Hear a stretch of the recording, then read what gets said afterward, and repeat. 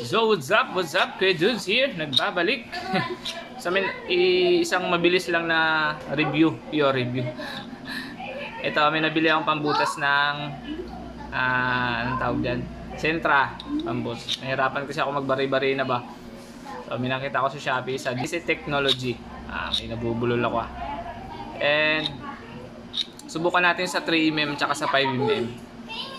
Nung dumating kasi to, may nakasalpak dito na 3mm. So inisip ko, hindi kaya pang 3mm lang to, kaya nilagay yun. Diba? Pero subukan natin yung tunay na review. Kung ano talaga yung maging result niya sa 3mm tsaka sa 5mm. So ito yung gagamitin natin, yung pang press ng ID lace. Ito, tatanggalin lang natin to.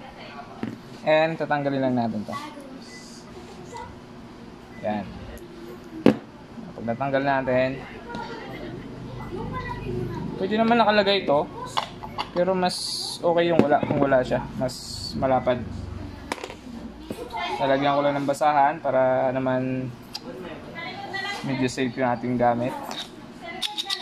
Ito na siya. 5mm pala at 3mm. Subukan natin. So ito, may kasama kasing ganito. Ang use niya, para hindi ka na magsukat-sukat. Ayan. Banggaan. Then lapag mo, putol. Okay. Para pare-pare yung sukat. Unahin natin yung 3mm.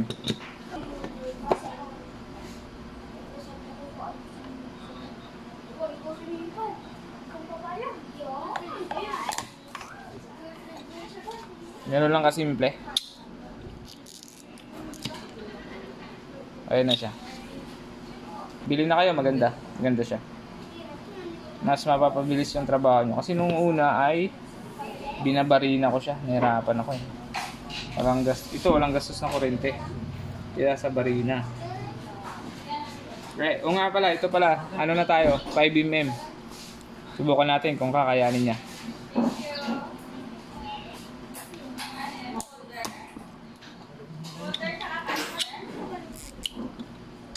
Ayan.